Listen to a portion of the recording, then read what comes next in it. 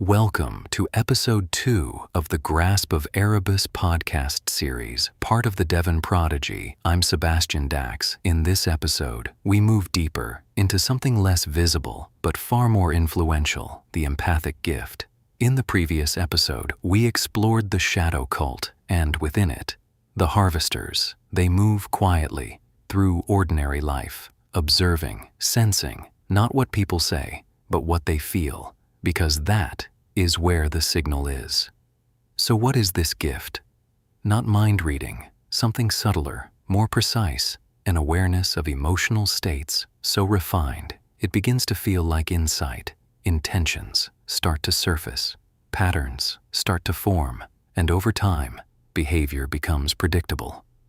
You've seen fragments of this before, people who seem to know before anything is said, who read a room without effort, who sense tension before it breaks.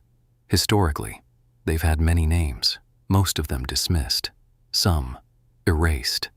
But sensitivity comes with a cost.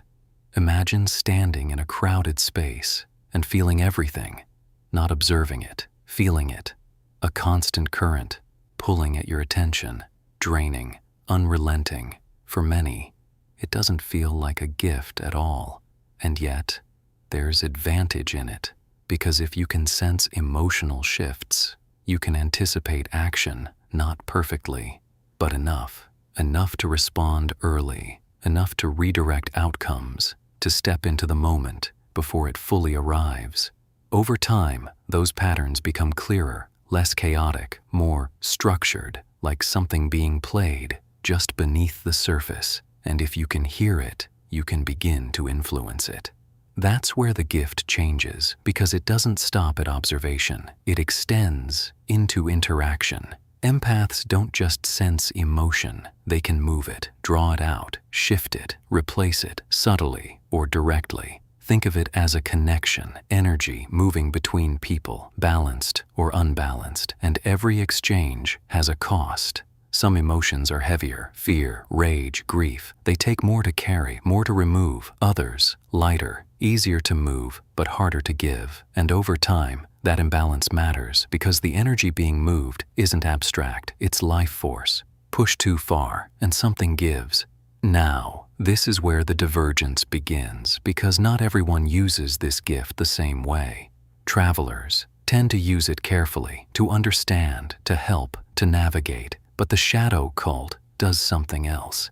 They exploit it, they read emotional states, and steer them, shape outcomes, suppress reactions, even erase connections. Memories fade. Interest dissolves, not by force, but by influence.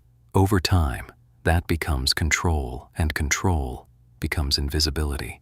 The cult also draws from the population itself, taking in positive emotional energy and releasing the opposite. Fear, tension, decay. If you've ever wondered why some places feel wrong, you're not imagining it. And in more direct applications, they use it to eliminate threats or to extract something more permanent. Combined with their technology and their understanding of symbolic systems, this ability becomes scalable, systematic, refined, but at its core, it all still comes back to the same thing: connection, energy, exchange. Now, when it comes to travel, this is where the demand increases, because moving beyond the physical requires energy, a lot of it. For most travelers, this happens unconsciously, drifting into other spaces. But controlled travel is different, focused, deliberate, and often collective, guided through shared intent, symbols, and rhythm.